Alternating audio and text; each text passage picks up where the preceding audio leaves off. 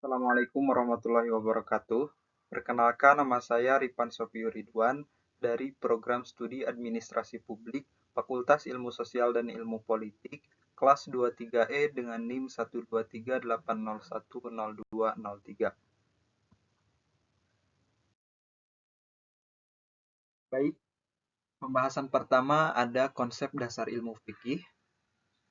Kemudian pengertian ilmu fikih. Secara bahasa, kata fikih memiliki dua makna, yaitu al-fahmu al-mujarrad yang artinya adalah mengerti secara langsung atau sekedar mengerti saja. Kemudian ada al-fahmu ad-daqiq yang artinya adalah mengerti atau memahami secara mendalam dan lebih luas. Kemudian ada metodologi ilmu fikih. Metodologi fikih adalah metodologi Islam yang digunakan untuk menafsirkan hukum Islam dari berbagai sumber. Nah, kemudian di dalamnya terdapat 5 rukun Islam. Yang pertama Al-Quran, kemudian kedua Sunnah, yang ketiga Ijma, yang keempat Qiyas, dan yang kelima kaidah-kaidah fikih. Ijtihad, keenam, kemudian ketujuh mazhab fikih seperti Hanafi, Maliki, Syafi'i, Hambali, dan Fatwa. Nah, masing-masing metode ini itu memiliki kelebihan dan kekurangannya masing-masing. Kemudian urgensi ilmu fikih.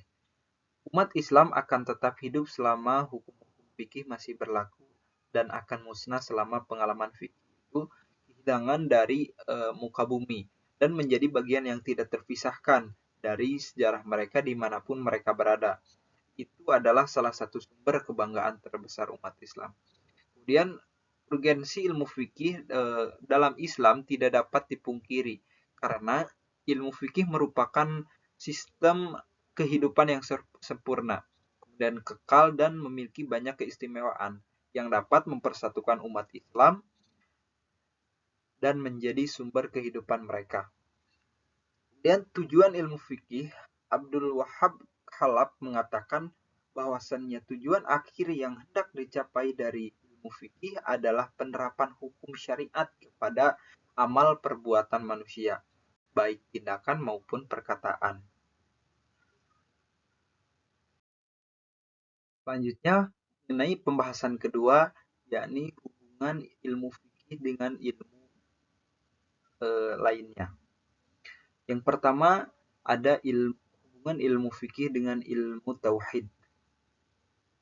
Singkatnya, hubungan ilmu fikih dengan ilmu tauhid seperti hubungan antara bangunan dan pondasi.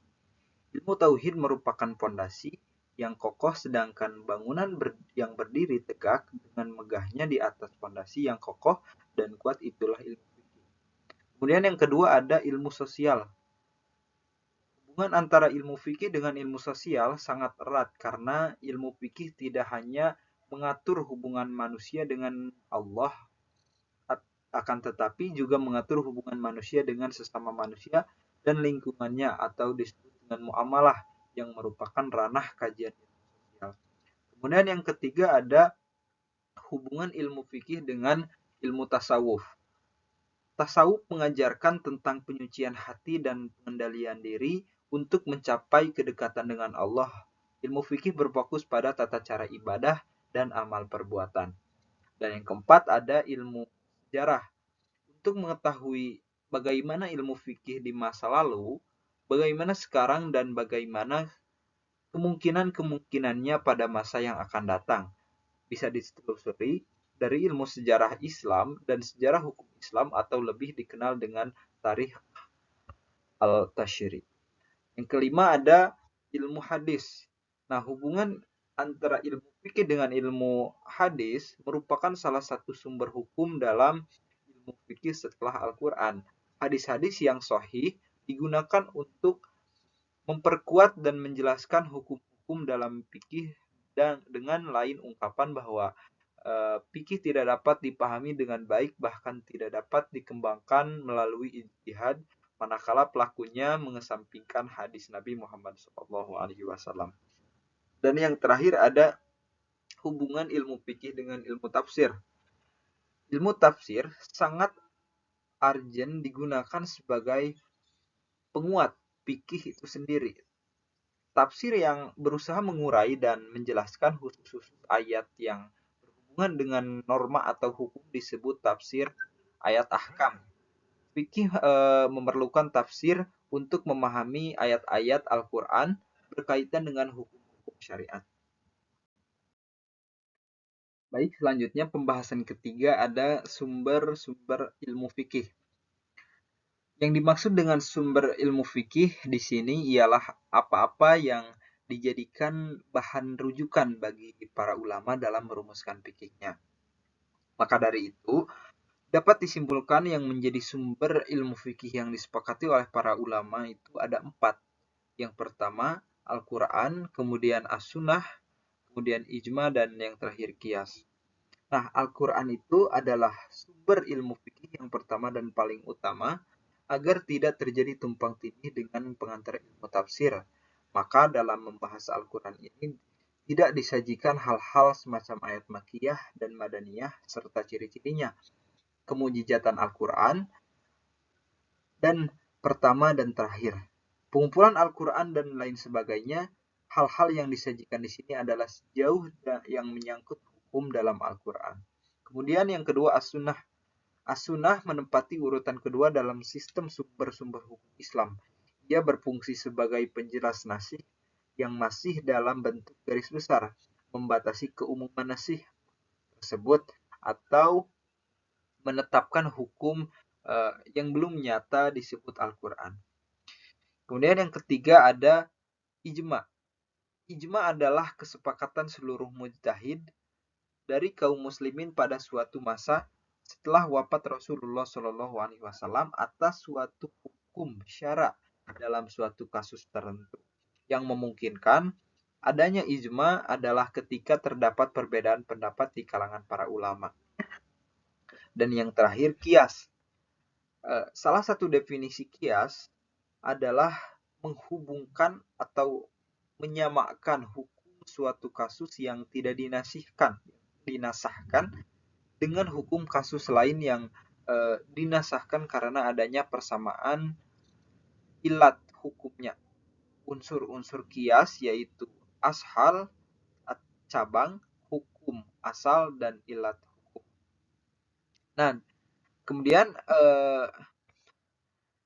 selain dari itu ada beberapa sumber yang diperselisihkan oleh para ulama penggunaannya sebagai sumber ilmu fikih, yaitu yang pertama ada istihsan, kemudian istislah, uruf, istihab, syar'u man qoblana, sad al-jariyah, kemudian qaul al-sahabi. Nah, ada dalil juga pemerintah atau perintah firman Allah Subhanahu wa taala yang berhubungan dengan perbuatan orang-orang mukallaf, baik berupa tuntutan, pemerintah dan larangan atau pilihan, kebolehan atau wad'i yang menjadikan sesuatu sebagai sebab syarat dan penghalang bagi suatu. Selanjutnya pembahasan keempat ada sumber hukum ilmu fikih. Masih berkaitan dengan sumber ilmu fikih, bahwasannya tadi juga disebutkan ada istihsan, kemudian istihlah, kemudian istihab, kemudian uruf, kemudian syar'u man qoblana, kemudian syad al-jariyah, dan qaul as-sahabi. Nah, istihsan itu adalah upaya untuk menetapkan hukum syariah Islam dengan mempertimbangkan keadilan dan kebaikan suatu bagi umat manusia. Kemudian yang kedua ada istislah. Istislah adalah metode penetapan hukum Islam yang didasarkan pada kemaslahatan atau maslahah. Istislah juga dikenal sebagai maslahah mursalah. Kemudian yang ketiga ada istihab. Istihab adalah metode penemuan hukum Islam yang didasarkan pada keyakinan bahwa status suatu hukum atau peristiwa tetap. Istihab berarti menetapkan hukum untuk suatu perkara di masa depan berdasarkan hukum yang telah berlaku sebelumnya. Kemudian yang ketiga ada uruf. Uruf adalah istilah dalam Islam yang berarti kebiasaan baik yang dilakukan secara berulang-ulang oleh masyarakat. Uruf juga bisa berupa perbuatan atau ucapan yang diwariskan secara turun-temurun dari generasi ke generasi. Kemudian yang keempat ada syar'uman qoblana. Jadi syar'uman qoblana adalah hukum yang telah disyariatkan untuk umat sebelum Islam yang dibawa oleh para nabi dan rasul terdahulu.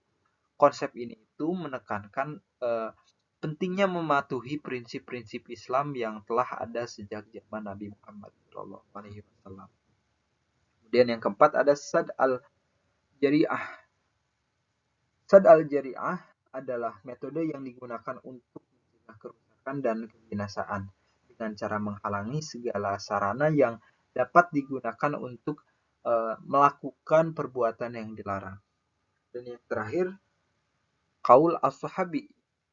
Qaul as-sahabi adalah pendapat atau perkataan seorang sahabat Nabi Muhammad SAW yang tersebar di kalangan sahabat lainnya tanpa diketahui ada yang menentangnya. Selanjutnya, pembahasan kelima ada pembidangan ilmu fikih.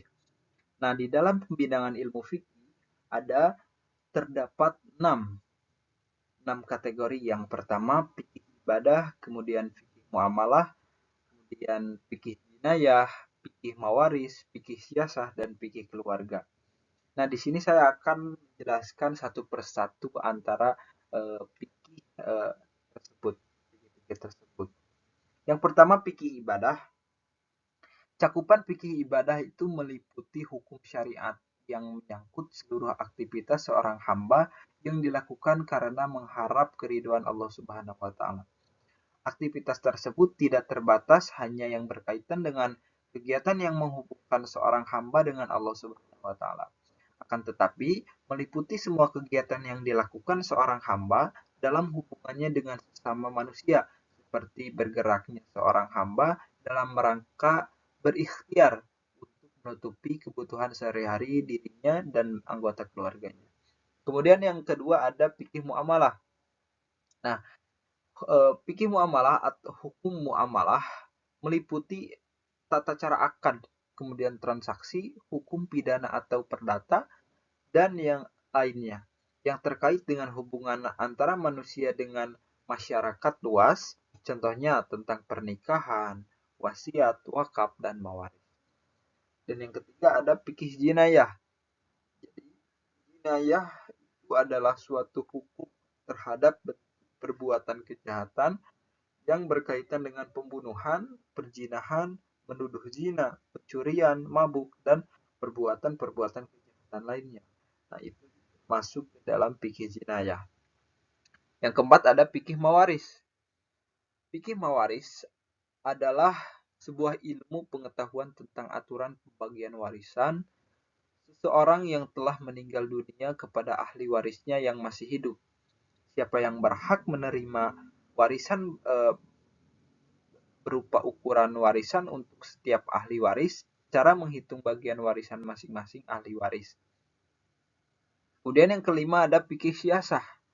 Nah, kata siasah itu berasal dari dua kata, yaitu fikih dan siasah.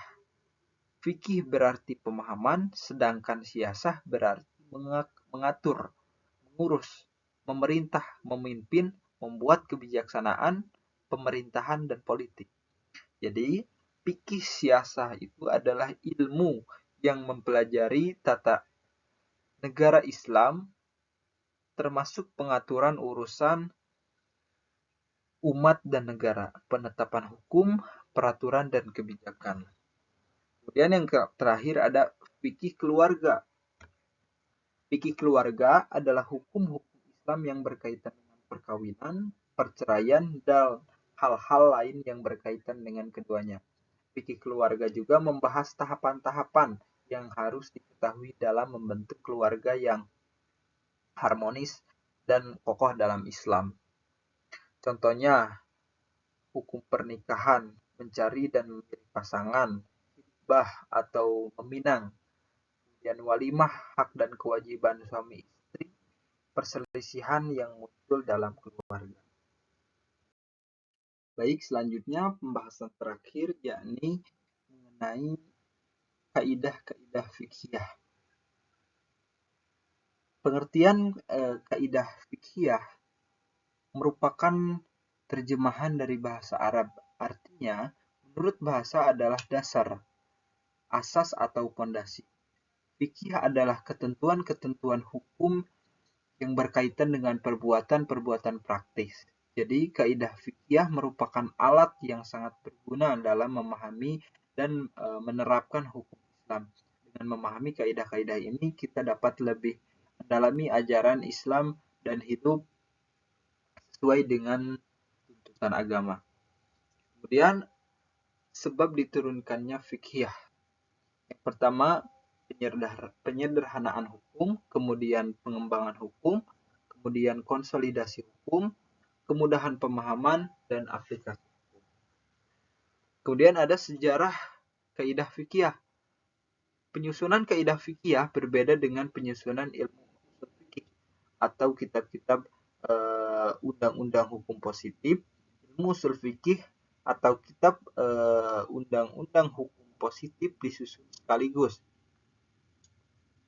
Sedangkan kaidah fikih disusun sedikit demi sedikit berdasarkan peristiwa dan permasalahan hukum yang berkembang di masyarakat. Menurut pendapat Abu Yusuf, kaidah yang pertama kali disusun ialah kaidah. Tidak ada wewenang bagi seorang imam untuk mengambil sesuatu dari seseorang kecuali dengan dasar-dasar hukum yang berlaku. Kemudian sumber fikih. Sumber pengambilan dalam pembahasan ini ialah dasar-dasar perumusan kaidah fikih. Dasar-dasar tersebut ada dua macam, yaitu dasar formil dan dasar material. Dasar formil ialah nasih yang menjadi sumber motivasi atau pendorong bagi para ulama untuk menyusun kaidah fikih, sedangkan dasar material adalah materi yang digunakan untuk merumuskan kaidah fikih itu sendiri. Kemudian manfaat kaidah fikih merupakan hasil dari pemikiran mendalam para ulama terhadap hukum Islam. Dengan memahami kaidah-kaidah ini, kita dapat lebih mudah memahami, kemudian menerapkan dan mengembangkan hukum Islam dalam kehidupan kita. Kurang lebihnya mohon maaf. Wassalamualaikum warahmatullahi wabarakatuh.